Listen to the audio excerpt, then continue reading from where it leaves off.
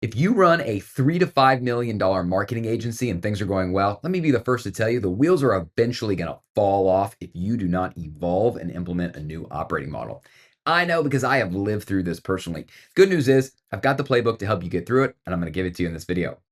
My name is Ryan Watson, and I am a partner at Upsourced Accounting. We provide accounting operations support and CFO advisory for marketing agencies. For some background, at Upsource, we talk a lot about a concept that we call the life cycle of agencies. The life cycle of agencies is a roadmap.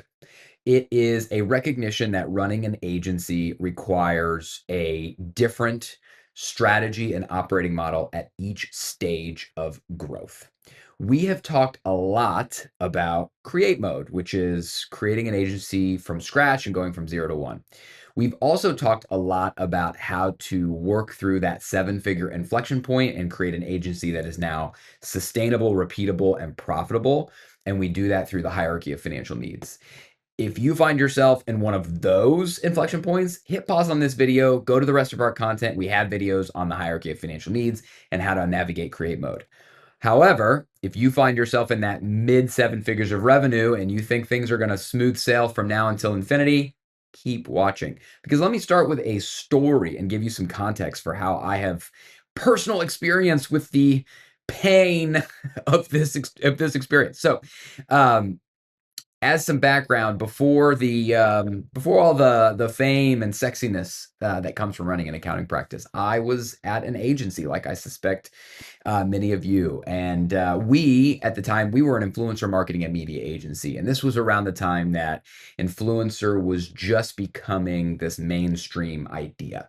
And obviously, anybody who's ever run an agency can imagine, early days were not always sunshine and rainbows. In fact, it was very difficult, especially for us because, again, as I mentioned, our market was brand new. Like, influencer marketing, Wild West. Customers didn't know what they were buying. Our competitors, I don't think, had a great sense for what they were selling. And quite frankly, we weren't really clear on who we were or who we wanted to be in the market. Like, so to give you an example, while most influencer marketing agencies at the time were selling, makeup and beauty care through celebrities on Instagram, right? That's the classic thing you think of. We were going a different route. We were selling things like adult diapers and cheese on Pinterest. And we struggled, as you can imagine.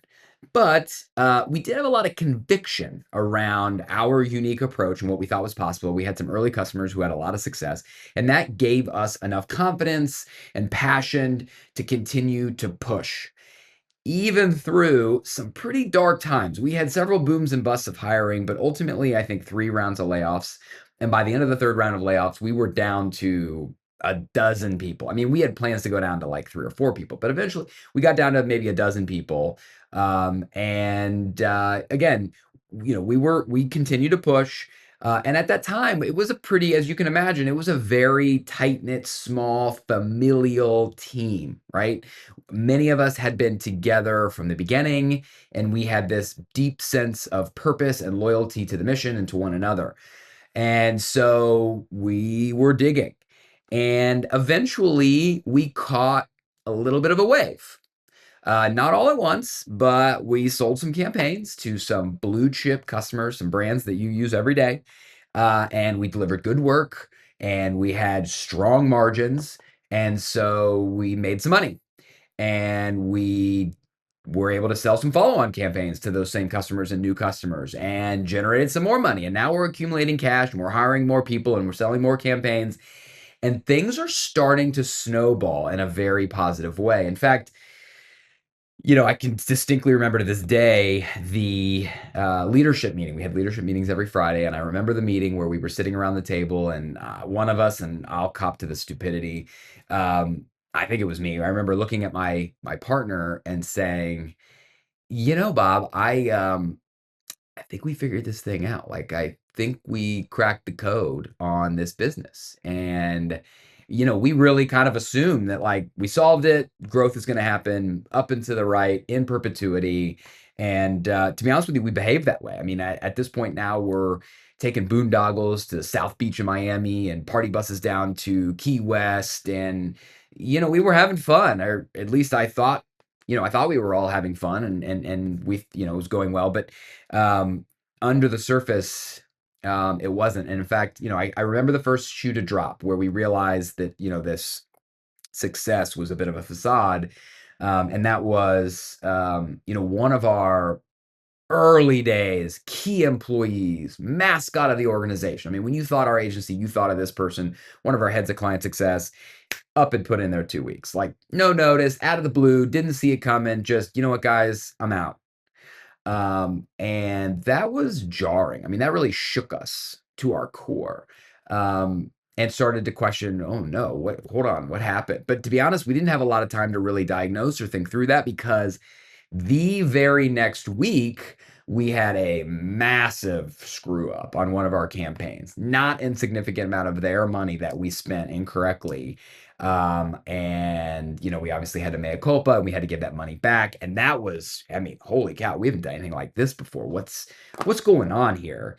And as we're kind of digging in and trying to figure out where things are starting to fall apart, not that long after, I don't exactly know how much longer after, not that long after, we, the third kind of event was sort of a small group of employees kind of banded together and raised some concerns they had with the way the organization was being run, the way they were being represented in leadership, their career trajectory and career pathing. And so, at this point, it was pretty clear that, things were not as they seemed, and we had some real challenges, right? And I can tell you, as one of the leaders of this organization at that moment, this was a really dark, lonely, very jarring kind of experience. I mean, literally weeks before, I'm extrapolating the success, well into the future. I'm mentally buying cars and houses that, of course I don't own yet. And now I'm realizing, oh my gosh, like the walls are caving in. This whole thing could go to zero. And I never considered that was even a possibility. And now I realize that unless we figure out what is causing our employees to be dissatisfied, our clients to churn, and these tensions to rise, we're going to lose the agency. And that was probably the most sobering experience I've ever had in my life. Now, we did ultimately figure it out, and we ultimately had success. We sold the agency, and it was a great ending. It's not the point of the story. The point of the story was, in that moment, that recognition that I had that, you know what? Solving running an agency is not a puzzle to be solved once. It's not, you can't employ a static strategy forever. And again, it is that recognition that along the journey of running an agency, you will encounter inflection points. And those inflection points will require a solution, an operating model, and that will work. And then you'll get to another inflection point, and the old operating model will no longer work. You've got to throw it away, and you need a new one. And we were at our $3 to $4 million grow mode inflection point, and our current operating model wasn't working. We needed a new one. And the good news is I have it. We figured it out. I've written it down. I'm here to give it to you. It is the Grow Mode Playbook. In this video, I'm not going to go into all the details of the Grow Mode Playbook because it's a lot. And so we're going to break it down into future videos. But I will give you the outline for what this thing looks like. It's a 3-part plan. Part 1, shrink the organization and appoint deputies.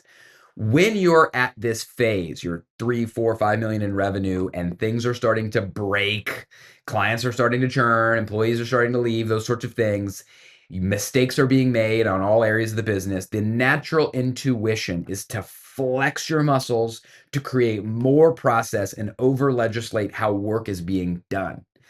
And I'm not here to tell you that process is bad, but I am here to tell you that that is the wrong intuition. And the reason is because, listen to me, we're running marketing agencies, okay? It is by definition a creative pursuit. We are not building widgets on an assembly line. We don't sell a homogeneous product. Because it is a creative pursuit, it requires flexibility. It requires nuance. It requires us to meet the needs of the client where they are, while still running, of course, a sustainable, profitable, repeatable business. And so the way that you do that, alongside process, of course, but the way that you do that is that you capture that magic that was working, that for many of you watching this video is working, the magic of that earlier stage build mode, which is that small, nimble, familial, flexible team. And that's why you have to shrink the organization. Now, when I say shrink the organization, do I mean, hey, you got 4 million in revenue, you got to go back to 2 million in revenues, fire half your clients? No, of course I don't mean that. But what I do mean is that at 4 million and above, the organization is too large, too complicated to run as a monolith. You now need to run it as the sum of its component parts. And you've got to manage those component parts in such a way that they ladder up to the ultimate organization goals. So how do I do that? Well, the first step is I got to figure out what those component parts are. Once I figure out what those component parts are, I need to elevate the next level of leadership. I need to appoint my deputies. And for my deputies, I need to set goals for them. I need to hold them accountable to those goals. And I need to incentivize them against those goals in such a way that they will care about them and that they will achieve them. That is the magic. That is the answer for shrinking the organization and appointing deputies. Once I've done that, step number 2, build for operating leverage. For those of you that are unfamiliar with operating leverage, it is this beautiful thing that will take over roughly at this stage, 3 to 4 million in revenue. To give you an idea what operating leverage is, let me give you an example. So let's just say when you were a $1 million agency as an owner, I suspect you are paying yourself a salary, right? That salary may have been, I don't know, 100,000, 125,000, 150,000, whatever it is. You paid yourself a salary. That salary sits in overhead. Now, if your agency has grown to 3, 4, whatever $1 million in annual revenue, you've tripled or quadrupled the size, or I should say the revenue of your agency. I bet you've given yourself a raise. Of course you did. You should. You should be you now have more profit. You have more to give yourself and you've earned it. But I also bet you didn't triple or quadruple your salary. Maybe you doubled it. Maybe less than double. Whatever it is, your salary did not increase at the same pace that revenue increased. That's operating leverage. Operating leverage is the concept that revenue increases at a greater rate than your overhead costs. And when that happens, by definition, just math, overhead as a percentage of revenue decreases. And when overhead as a percentage, or any cost for that matter, as a percentage of revenue decreases, your profit as a percentage of revenue increases. You become more profitable for free. You don't have to do anything other than grow, and you just get more profitable. That's operating leverage. But if you're not careful, your overhead will creep and grow at the same rate of revenue, and you don't get any of that benefit. We will introduce a new metric that I suspect many of you are not using and haven't heard of called drop through. If you're not familiar with that, stick around for the next video. We will break down drop through, and we'll talk about how you can use it to model out future performance of your business. Third leg of the Grow Mode Playbook stool, optimize for a sale, right? When you are building a potentially scalable agency, you should be building for sale, regardless of whether or not you ever have any intent to ultimately sell the agency. As we talk about optimizing for a sale, we will go through these 7 key levers of multiple maximization, right? These are the 7 key attributes of your agency that are going to have the highest degree of influence on the multiple that your agency would sell for, which is a proxy for the sustainability value, ease of running your agency. I'm going to go into more detail on how to think about those 7, but I will give you them now. The 7 attributes are growth rate, margin profile, liquidity on your balance sheet, client retention, client composition, focus area niche, leadership, strength of leadership team.